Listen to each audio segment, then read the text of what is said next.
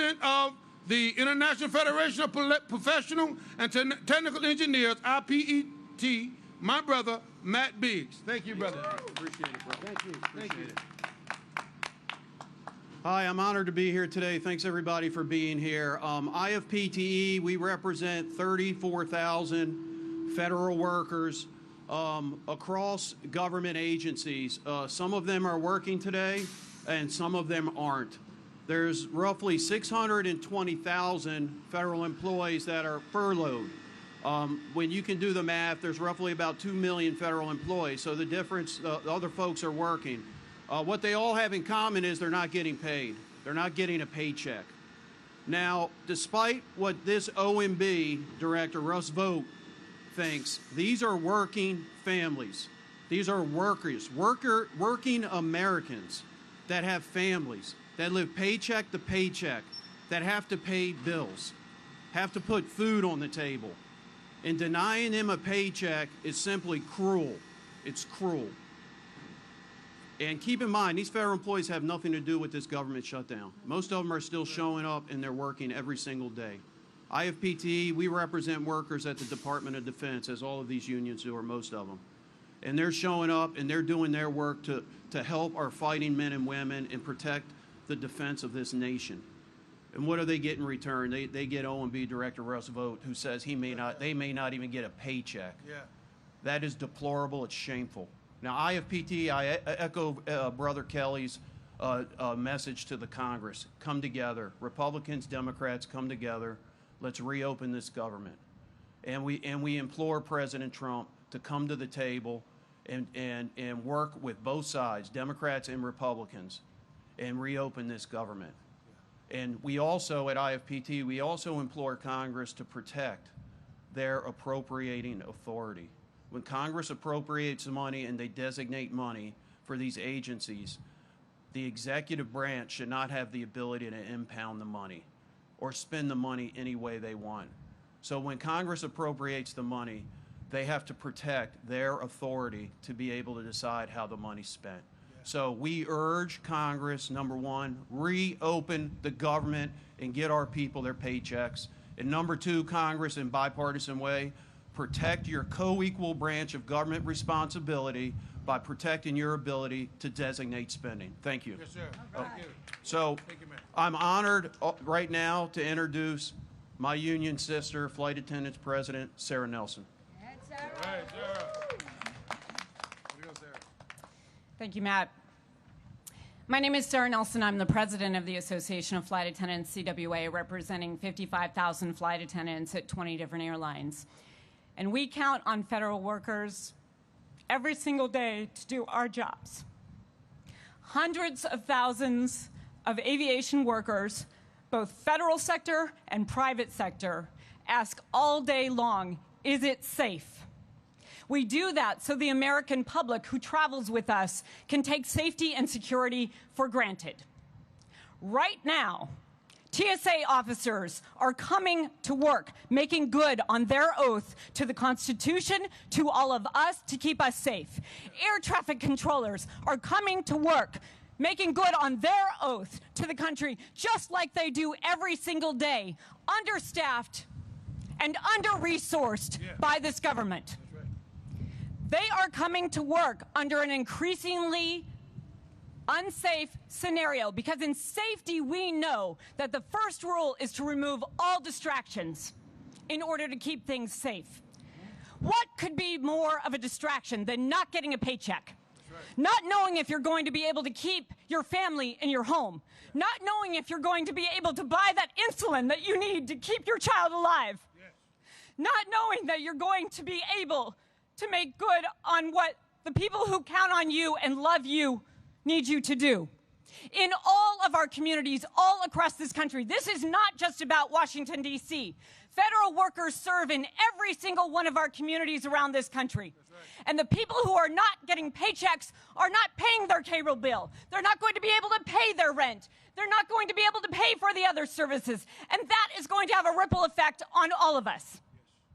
Now, they take an oath and they take it seriously. And those who are required to come to work without the backing of the cybersecurity people who are on furlough. Yes. without the backing of the administrative people who help our people in the Social Security Administration make sure that our veterans and our other retirees continue to get their paychecks. Without the ability to have food inspectors and water inspectors on board to make sure that all of us stay safe in our communities. This is putting the rest of us increasingly at risk. This is a dangerous game. And the oath and the commitment that these federal workers are showing to all of us right now is something that Senate Majority Leader John Thune should emulate, not exploit. This is not a political game. We have two crises before us, a dismantling of our healthcare system and millions of people about to lose their healthcare, and federal workers who are going without work and without a paycheck, or at work and being told that they won't even get back pay in violation of the law. Both crises can be solved with one vote. And we call on the Senate Majority Leader to work in a bipartisan fashion and all members of the Senate to bring us to a resolution to solve both crises today. They have the power and the ability to do that, and they need to act like the federal workers who stand up for all of us and keep us safe in our communities. Flight attendants stand with them. We stand with all federal workers. We stand for our Constitution, and we stand for the principles that are in this country that is first and foremost about making sure that in our communities we remain safe with solidarity for everyone around us. Thank you very much. And now, let me just say, it's not just flight attendants. It is millions of transportation workers who stand with federal workers in this fight for justice. Greg Regan is the president of the Transportation Trades Department, representing millions of transportation workers. Greg. All right, thank you. As Sarah mentioned, I'm Greg Regan, president of the Transportation Trades Department, AFL-CIO. We represent 39 unions across all modes of transportation, public sector and private sector. And Sarah did an excellent job of highlighting the problems and the risks associated with aviation and what happens there. But this is about safety and about project delivery across the country. Every single American that relies on our infrastructure system, on our transportation, is being affected by this, by ways they understand and that are obvious, and ways they may not see. We're talking about delays of projects of national importance, like Gateway, that is the busiest rail corridor in the country. We're talking about massive planning projects that are being delayed. We're talking about safety inspections, not just the TSA workers and the air traffic controllers and the safety specialists, inspectors. All of those are being impacted negatively, but also railroad inspections, also transit projects. The American people and the workers who keep this country running are being held hostage by a political dispute, by a petty political dispute that they have nothing to do with. This is entirely vindictive, and the only victims are going to be this country. We've all seen the reports. Every single time we go through this stupid process of a shutdown, how much the American taxpayers lost because of the shutdown. It costs us money just to restart everything. It is a drain on our economy. It's a drain on our safety. It's a drain on the people that live here. So we need to put this to an end. Get serious about negotiating. Get serious about solving problems. Get as serious as the federal employees who are out there every single day going to work with the uncertainty of not knowing when they're going to get paid. We need the members of Congress to do the exact same thing and get serious about putting our people first. Putting federal employees first, putting taxpayers first, putting safety first. All of that is at risk right now, and with every second, every minute, every hour that this goes on, we put all of these systems further at risk. So get serious. Get to the table. There is a solution right in front of us. We should not be putting other people at risk. We should not be putting federal employees under all this strain, and we should have some continuity and certainty in the largest government in the world. We are the richest government in the world. Let's act like it. Let's start actually doing our jobs. And let's put the American people first. With that, I would like to introduce the National Association of Government Employees Federal Division Director, Lee Blackman. Thank you. Good morning, everyone, and thank you, President Kelly, for scheduling this very important press conference. My name is Lee Blackman. As stated, I'm the director of the National Association of Government Employees, SAIU Federal Division. NAGE was founded nearly 65 years ago to give federal employees at the Charleston Navy Shipyard a voice in the workplace. Today, we proudly represent more than 100,000 workers across the federal, state, municipal, and private sectors. Federal employees are hard-working public servants, not this pawn in anyone's political game. Using a government shutdown to threaten permanent job cuts is unprecedented, cruel, and deeply harmful. Not only do workers put American people who depend on vital services at risk. A normal shutdown means that paychecks for furloughed employees until Congress restores funding. But what this administration is proposing goes even further. A reduction in force is not temporary. It's a permanent job loss, the loss of benefits, disrupted careers, and devastating and harms families and communities. Federal agencies and their employees are already stretched to a breaking point. Recent cuts, the deferred resignation, agency restructuring have already weakened critical public services.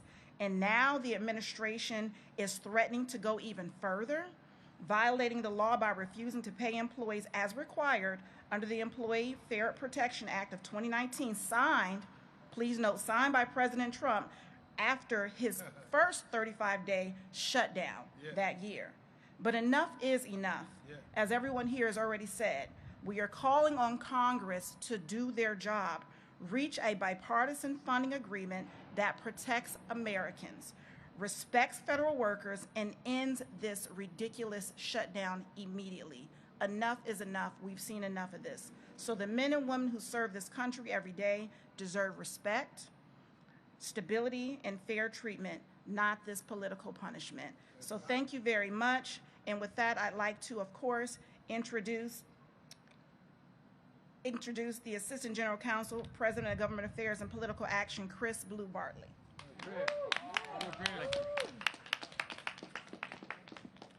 Good morning. Again, my name is Chris Bartley with the International Association of Firefighters.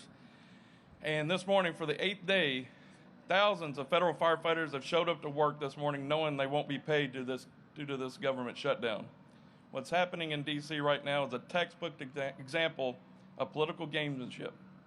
When lawmakers use shutdowns and brinkmanship as leverage, it's not just abstract policy, it hits real people.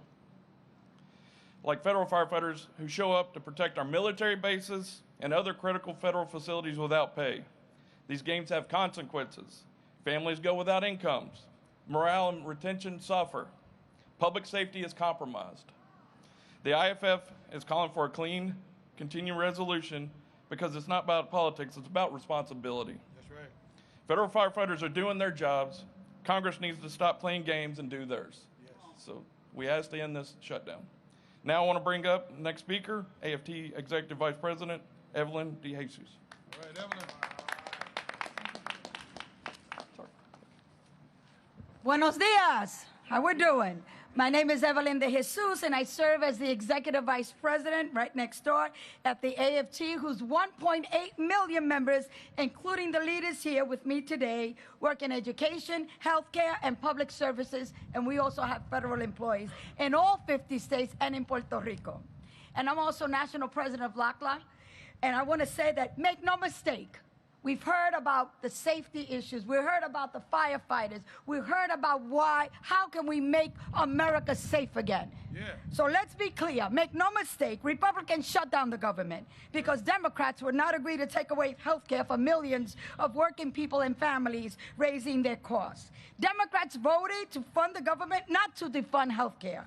Right now, people's premiums are about to explode, can you imagine, by thousands of dollars because of the big, ugly bill, which ripped $911 billion out of Medicaid, with 60 million Americans set to lose their insurance at ACA premiums, spiking it up to 75%. Republicans, they control the House. They control the Senate. They control the White House. They choose to shut down the government down rather than pass a budget that serves the American people. The American people support a bipartisan budget that doesn't eliminate tax credits or health care or give new tax breaks to corporations and to the wealthy. We call on those in power. Negotiate a solution, one that protects health care, lowers everyday costs, reopens the government, and helps rather than hurts the American people. Let's make America safe again. Let's make America the land of the free and the brave. Let's make America the place where everybody wants to come to and everyone wants to live. Labor is in the house, and we're together. Yeah. Thank you. Thank you. Okay. Now, I want to introduce my brother, National Federation of Federal Employees, National President Randy Irwin. Come on down. Thank you. Thank you. Good morning, everybody. Despite this rain, I'm going to persevere. All right. So I'm the National President of NFE, National Federation of Federal Employees, represent 110,000 federal workers nationwide. First, I want to thank federal employees for the incredible work that they do every single day. They're keeping our military ready, caring for our cherished veterans, caring for all of our national parks and forests and lands, maintaining our national security, and literally countless other essential tasks that the American people rely on. So I'm proud to be here with all my friends here in labor today. Wow. Thank you to all these leaders and workers from all of these different sectors standing in solidarity with federal employees. You know, we can't thank you enough for that. I'm elating our postal workers right now. So our hardworking civil servants and the American people who rely on their work every day, they deserve better than what they are getting from their elected leaders in this country right now. Once again, our dedicated federal employees, who are the backbone of this country, are being used as political pawns. These are middle-class folks.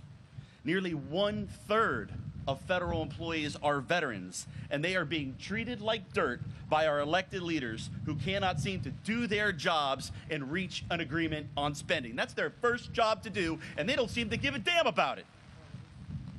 We are a week into this shutdown, and from the looks of things, there is no end in sight. Hold that up a little higher. A little higher. Now, don't get it wrong. Federal employees make 25% less than private sector workers doing the exact same jobs. Many federal employees live paycheck to paycheck and cannot sustain any time with suspended pay. We got a lot of folks out in the Forest Service, Park Service, and other low-paid. GS3 is making $32,000 a year. They can't afford to go without pay for any period of time. They won't be able to feed their families. They're not going to be able to pay their rent. They're not going to be able to buy medicine. They're not going to be able to do any of the things that they need to do. They're living close to poverty already. We can't allow this shutdown to go on for weeks on end like it did in 2019. Now, to make matters worse for federal employees, just days ago, the Trump administration directed agencies to consider widespread firings due to this shutdown. Now, the law is very clear. This administration has no new authority to engage in mass layoffs because of a government shutdown. This means that the administration is doing one of two things. Either they intend to violate the law, okay, and when the president violates the law, he's violating the Constitution. Article 2, Section 3 says he must faithfully execute the laws of this country. So he intends to either violate the law or he was just grating, frightening, antagonizing hardworking federal employees whose only crime is caring and wanting to work for the American people. Right. It's despicable.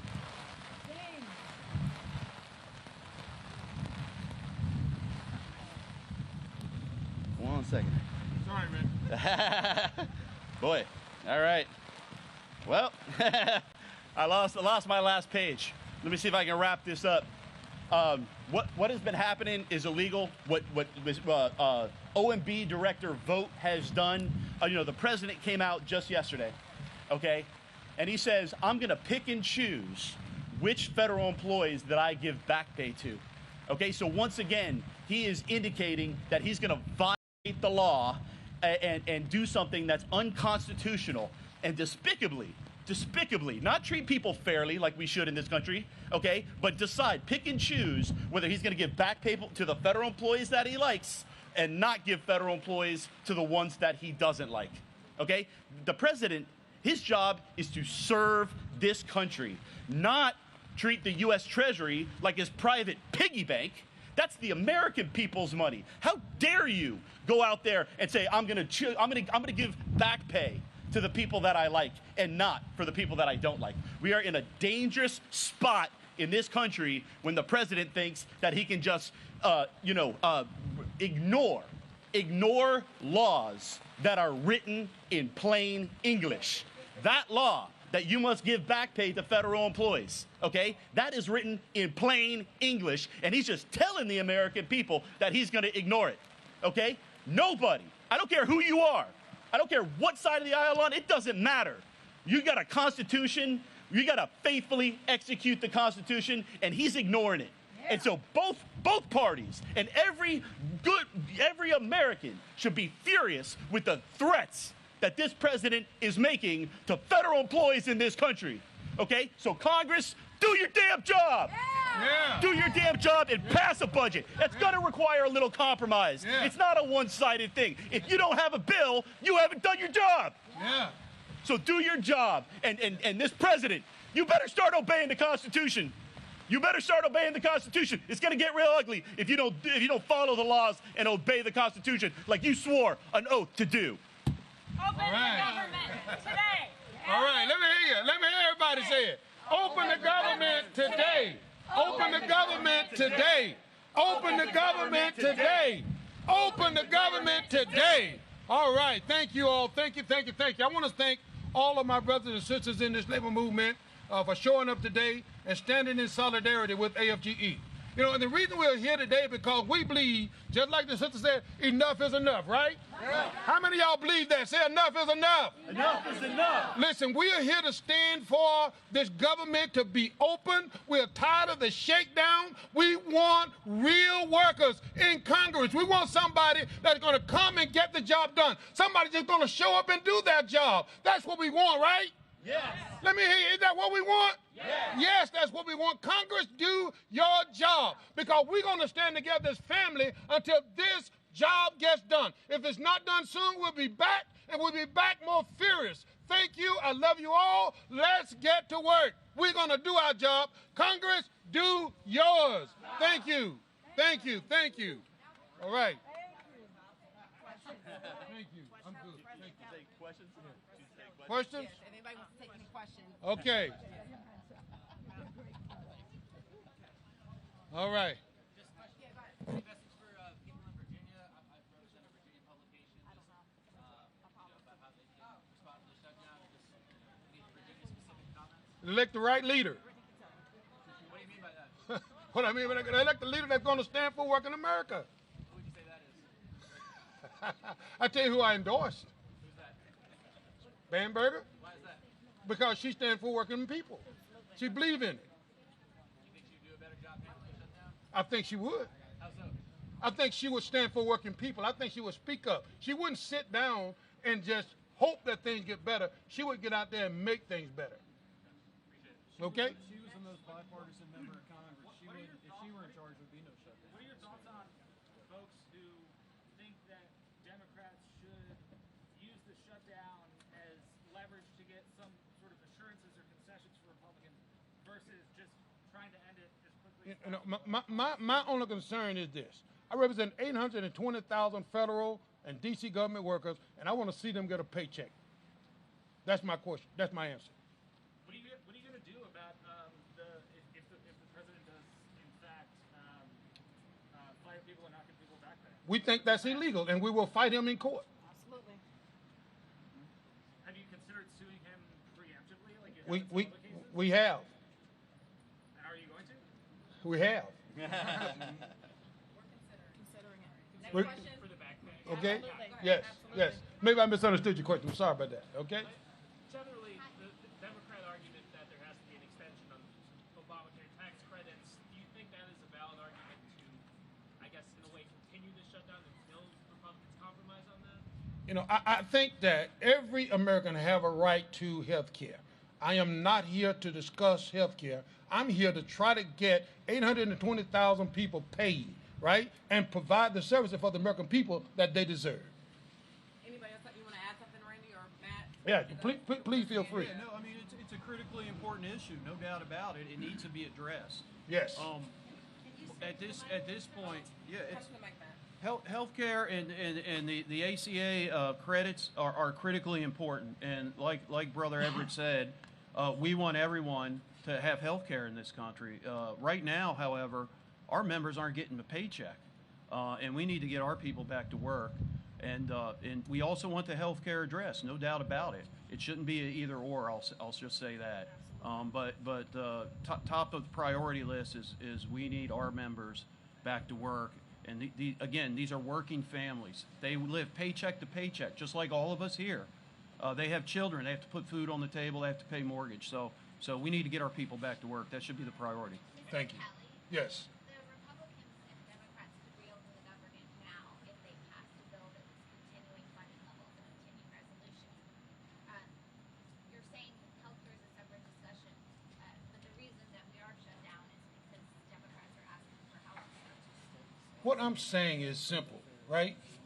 Open the government, come and sit down and have those discussions and resolve those differences. But open the government so that the American people can get the services that they deserve, and the people that I represent can get their paycheck and pay their mortgages, take care of their children, buy their insulin, buy their medication, whatever they need to do, because they're just like the rest of America. 65% of America work from paycheck to paycheck, and the people that I represent is no different. So we want to make sure that they get their paycheck so they can live. Okay, but the way that it's being paired is healthcare and reopening the government. Are you saying they got to do both, or you want to just see them reopen? I'm saying very simply, okay, very simply, that they can reopen the government now. I think they should. I think they should open the government today, okay, today, and whatever that entails, because people are suffering, okay, and the federal employees should not every 6 months be used as political pawns. All right, next question. But to her point, if I may, because I want to get to that and be crystal clear, are you saying put the healthcare stuff aside and just get us open and then negotiate later? I'm saying open the government so that employees can get the pay that they deserve, the American people can get the services that they deserve, and then come together in a bipartisan way and discuss whatever you need to discuss to get a budget. But they can't open the budget till they, or open the government till they decide on the continuing resolution. I think they can open the government today. I think it's a choice. For those here, have you heard anything concrete when it comes to reductions in force? It's been something the president's been talking about, but then says, I'll let you know in 3 or 4 days, and then that timeline will get extended. Like, have you heard anything concrete yet? Look at the president's budget, because the president right now, his agencies are implementing his budget. So if you want to see where they're planning to do reductions in force, look at his budget. At NASA is a good example. Yep. Everett and I, we did a big event up at there in space to try and bring transparency to that. This president wants to cut NASA's science budget by nearly 50%, cut the Aero budget by almost 40%. They are implementing that budget right now illegally. This is why I talked about impoundments. Illegally. If you just look at his budget, and you'll see where they want to riff folks. Yeah.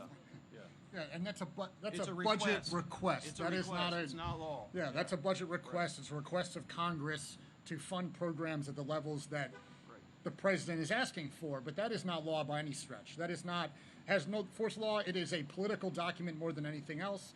And I do want to add also, I think it's a really sad state of affairs for the U.S. Congress that the only point to try to actually solve real problems is under the using the federal government and a shutdown as the leverage point.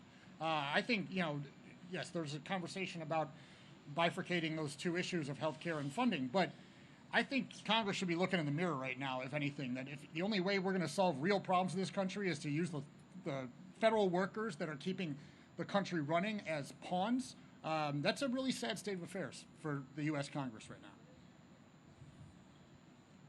And just so the record is straight, I'm not here to say that Democrats should fold or Republicans should fold. I'm saying that both of them should come together, resolve these issues, and open the government today, because they can. Okay? Yeah. American people, and in closing, it should just be clear what the message is. People are hurting day in and day out. Right now, families are coming to the table, looking at their budgets and seeing what they can do without. And sometimes that means looking at, okay, do I pay the electric bill? Do I pay the mortgage? Do I let my car note go? Or do we buy food for our children? And the congressional leaders who are, in fact, getting paid during this time, while the American people are not, to President Kelly's statement, they need to look at themselves in the mirror and determine what's important. So put the differences aside, come to the table, do your job, don't recess, work until the 11th hour and get the job done and make those compromises. Last question. You guys have filed like a lot of lawsuits against the Trump administration. Can you just talk about the effectiveness of that strategy? Like, do you feel like you're having wins that you want more people to know about, or how do you feel about the role you're playing in protecting federal workers? We have filed several lawsuits, and we're winning those lawsuits. But I have my general counsel here. Let me let him come tell you, what's happening with the lawsuits, because they are winning. Okay, this administration is going rogue, and they are going to pay for it. Okay, Rashab, he wanted to know some things about the lawsuits. Sure. We get your name and title. Sure, I'm Rashab Sanghvi. I'm the General Counsel of AFGE. Yeah, I guess my question is just like, you filed some lawsuits. Like, do you feel like you're being successful at using that as a strategy to defend the rights of your members, or just how are you thinking about the strategy of defending the rights of your members? I think we've been very successful, right? I think many of the lawsuits we've filed have resulted in the rescission of RIFs that haven't been reinstated. You can look at our probationary employee case, along with the state of Maryland had another case. It resulted in the reinstatement of several thousand probationary employees who were not then terminated. So we believe that the lawsuits are having an effect not only in sort of tangible relief that has helped our members, but also in highlighting the egregious nature of what the administration is doing. And we believe the courts have highlighted that as well in their decisions. So. It doesn't seem like they're letting up. So is this the strategy just to keep filing lawsuits, or is there any kind of escalation in tactics? Like, I don't know what the thinking is. I mean, I can only speak from our office's perspective in terms of, we'll continue to file lawsuits when they act unlawfully, right? We're going to vindicate our rights just like any other American, right? So. Gotcha. Understood. Thank you. All right, we gotta wrap. Thank you, guys. Okay. Thank you, Randy. Good job. Some circumstances there a little bit. Way to hang in there. Thank you. Way to hang in there, guys. Yeah.